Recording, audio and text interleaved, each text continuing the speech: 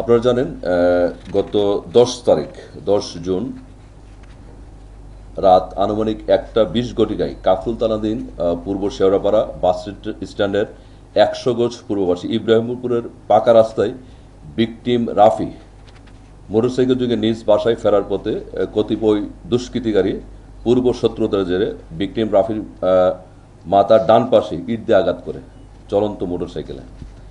এতে ভিকটিম রাফি মাথায় গুরুতর রক্তাক্ত জখমপ্রাপ্ত হয়ে মোটরসাইকেল সহ রাস্তায় পড়ে যায়। তাৎক্ষণিকভাবে ওই দুষ্কৃতিকারীরাই ঘটনাস্থল থেকে একটি অটোরিকশায়, মূলত ওই 4 জনের এখানে জড়িত ছিল, 4 জনের একজন অটোরিকশায় করে ভিকটিমকে নিয়ে যায় এবং এই ঘটনার সিসিটিভি ফুটেজ যখন সামাজিক যোগাযোগ মাধ্যমে ব্যাপকভাবে ছড়িয়ে পড়ে তখন আমরা এটা জানতে পারি। আর রাতের বেলায় মূলত ওই 2 জন মোটরসাইকেল আমরা রেখে ফেলে যাই। একটা পর্যায়ে আমাদের টহল পার্টি যখন খবর পাই তখন আমরা এটা নিয়ে আসি। তো ঘটনার যখন সামাজিক যোগাযোগ মাধ্যমে ছড়িয়ে পড়ে তখন এটা নিয়ে আমরা কাজ শুরু করি এবং তখন আমরা একটা পর্যায়ে বুঝতে পারি যে এই যে আমাদের উদ্ধারকৃত মোটরসাইকেল এবং এই ঘটনা একই ঘটনা।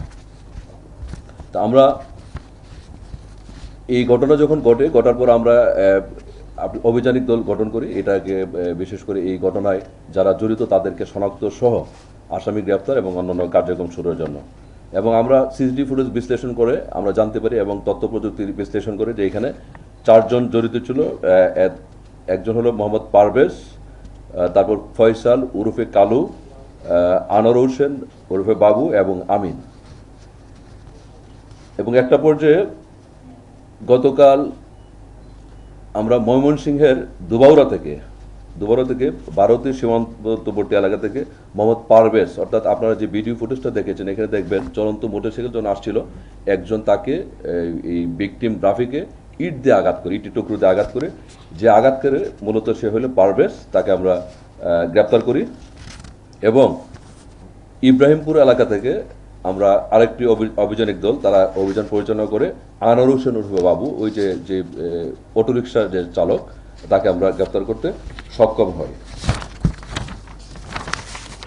প্রিয় সাংবাদিকবৃন্দ, প্রাথমিক তদন্তে জানা যায় যে পারভেজ পূর্বে ভিকটিম রাফি যে এই ঘটনায় আঘাতপ্রাপ্ত তার বাসায় ভাড়া থাকা অবস্থায় তার সাথে রাফির পরিচয় হয় এবং পারভেজ ও তার সহযোগীরা এলাকায় মাদক ব্যবসার সাথে জড়িত ছিল।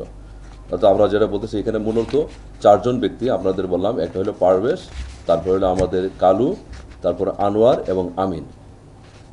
এই 4 জনই ওই এলাকায় মাদক ব্যবসার সাথে জড়িত। এই মাদক ব্যবসার একটা পর্যায়ে ওই রাফির সাথে তাদের একটা কোনো কারণে মনোমালিন্য হয়, বিরোধ সৃষ্টি হয়।